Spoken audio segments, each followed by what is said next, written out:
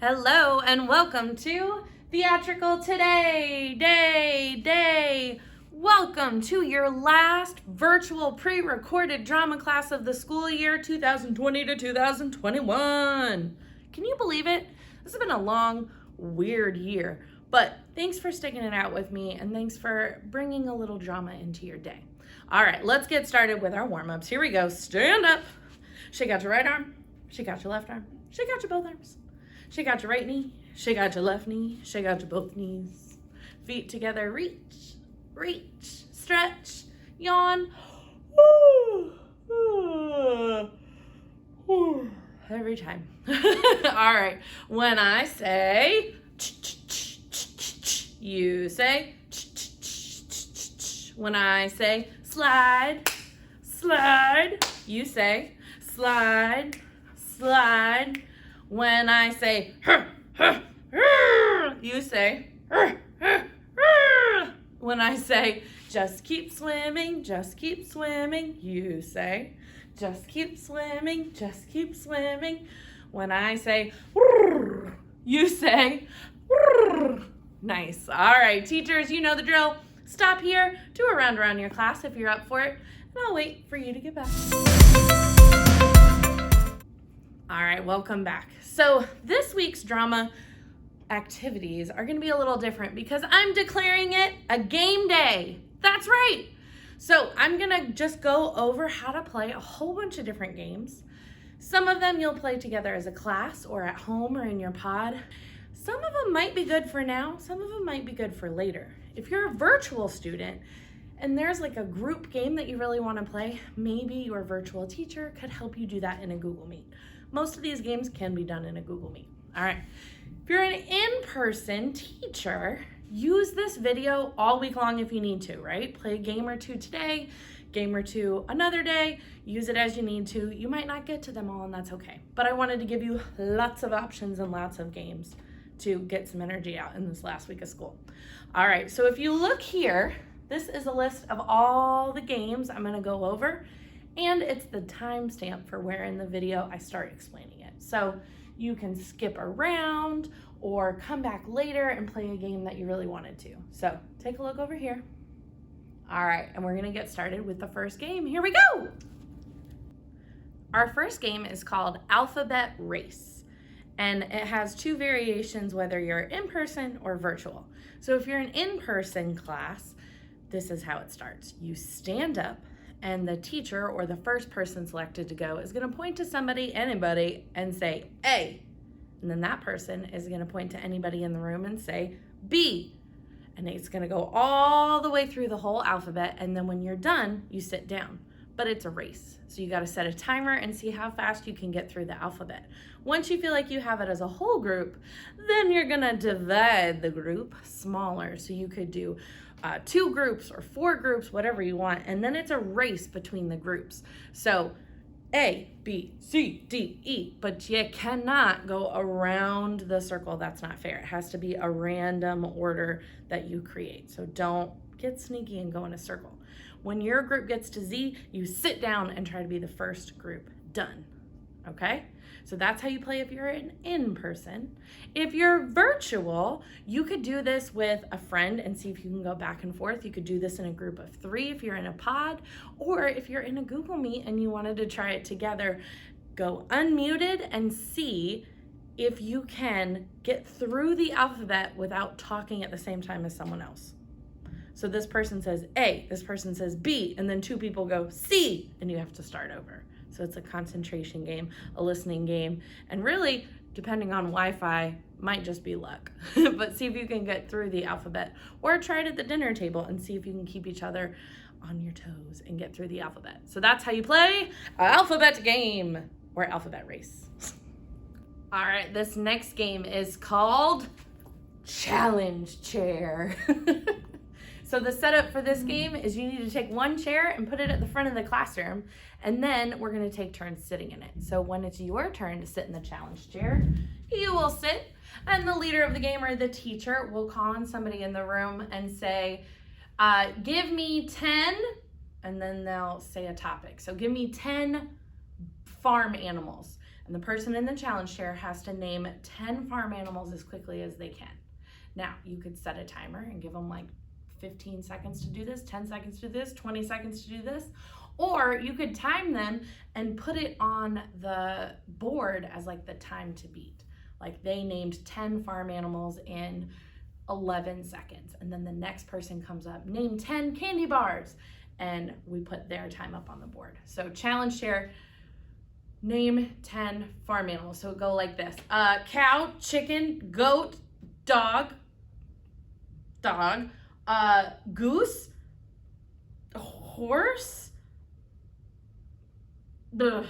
So maybe my timer's up and I only got 6 and we put 6 on the board. Or maybe I finally get to 10 and we write my time up on the board. And then the next student will come up and have a seat in the challenge chair and we'll give them a new topic, not the same one.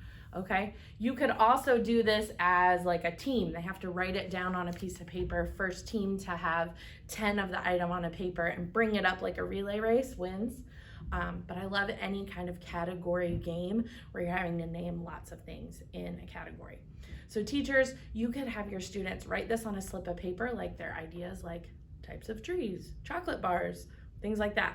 And they can write them on a slip of paper and give them to you, and you can draw one up and that's the next one, or you can choose from my list right here to get you started.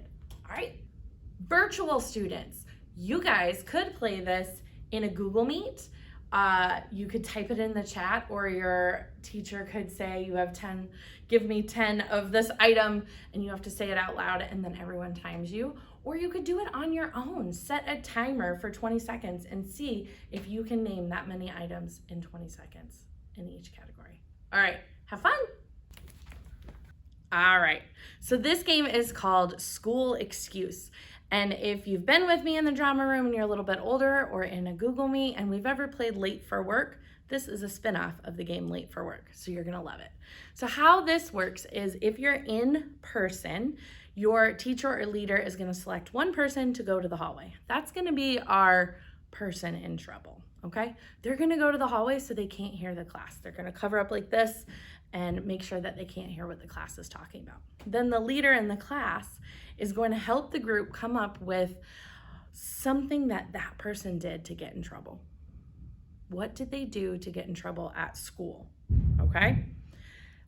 Teachers, I've emailed you a list of possible things that would be good for this game just to get you started in case you're stuck.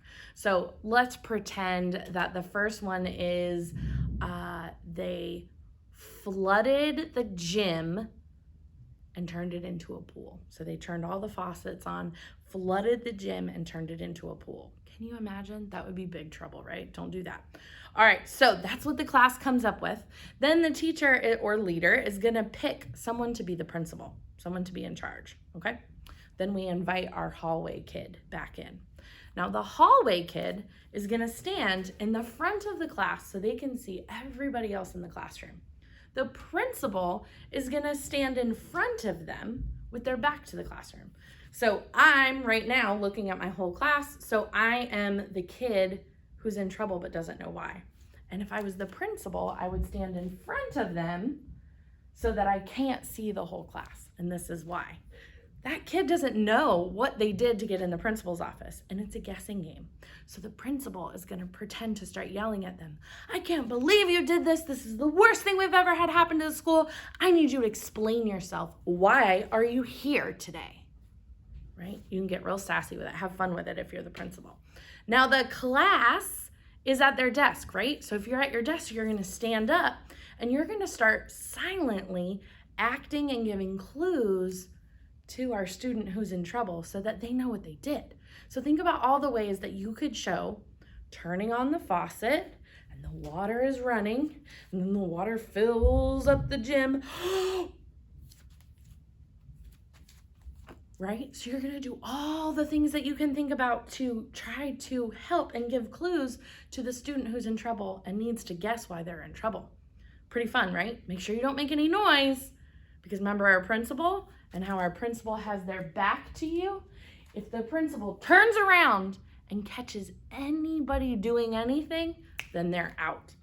And if you're out, you have to sit down at your desk, okay? And you can't help anymore. So if the principal turns around and you're doing anything but pretending to write on your paper and do your schoolwork, then you're going to be out. So if you're swimming, when the principal turns around, you need to turn it into doing your work really quick. And if the principal says, I see you, you're moving, sit down, then you have to sit down. And then this person has less people to look at and they're trying to guess what they did. So they're going to keep guessing and the principal is going to keep yelling at them until our student can successfully say, I turned all the water on and flooded the gym or flooded the room. Yeah, you did. Good job. And then you choose new people to play the game. Hope that made sense. If you are a virtual student, you can also play this in a Google Meet. It's super fun. A teacher would take one student and put them in a breakout room, and then everybody decides what the reason is, chooses a principal, and then bring that student out of the breakout room into the Google Meet, and then it's a guessing game and they can act it out. The only difference is you don't have a principal yelling at everyone else because we can all see each other. But that's how we play it in drama class. And I hope you have fun with my school excuse game. All right, this game is called Pressure Point. So I really like this game and I haven't gotten to play it yet in person. So let me walk you through it. So in this game, you sit in a circle or stand in a circle or just stand up at your desk, it doesn't matter. And the teacher or leader is going to point to one person and give them a random topic to start talking about. Let's say for our example, it's toothpaste, okay? So the leader is going to point at someone and say the topic, toothpaste. And the person they point to has to start talking about toothpaste for as long as they can. There are 3 rules. You can't hesitate, which means pause. You can't start talking and then stop for a second and then keep going. Gotta keep going. You can't repeat yourself. Okay, so remember what you say so you don't say it again. And you can't go off subject. So if you start talking about toothpaste and then you start talking about flossing and then you start talking about eating corn, you're no longer talking about toothpaste. So that would be out. The leader can switch people. So if this person is talking and they're being pointed at, the leader can start pointing at someone else and they have to keep going where that person left off. So it might look like this. Toothpaste. Oh, toothpaste. Let me tell you about toothpaste. I collect Tiny Travel toothpaste. I love them.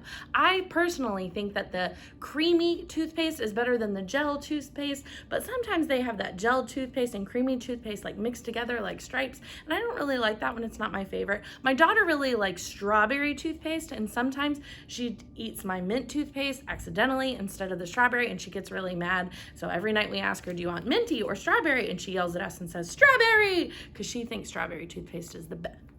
And then if we point to someone else, they have to keep it going by saying the last thing I said and then adding on to it. They think strawberry toothpaste is the best. She thinks strawberry toothpaste is the best, is the last thing I said. And then they would keep it going. But I don't think strawberry toothpaste is the best. I think mint toothpaste is the best because it really makes your whole breath smell good. And when you're using your toothpaste, make sure to put your toothpaste on your tongue and make sure that you're really getting your toothpaste foaming all over your mouth. Don't spit, right? And on and on and on and on until the leader switches people or changes the subject, okay? So you go through this. If someone hesitates, repeats themselves, or goes off subject, starts talking about corn or stuffed animals, then they're out and you go to the next person, okay? So you can play this elimination style where if you're out, you have to sit down and then it's a battle between people. You can switch them really quickly so they have to listen to each other. It gets really fun. If you're a virtual student, again, you can do this in a Google Meet, easy peasy. Your teacher can type names of the next person who's gonna interrupt or call on somebody else out loud, and it's super fun. So you can definitely do this in a Google Meet or again, at the dinner table or with a friend. I'm gonna put a list of possible subjects to talk about for the game Pressure Point. I hope you enjoy or come up with your own topic. Thanks. All right, Claxon leaders, I hope you enjoyed and were able to try out those 4 games, play them over and over in your class, and I hope you have a wonderful summer. I really enjoyed connecting with you, whether it was on a Google Meet or in Seesaw, or seeing you on the playground or talking with you on Google Chat. I love you much. Can't wait to see y'all next year and get outside this summer. It's beautiful. Bye.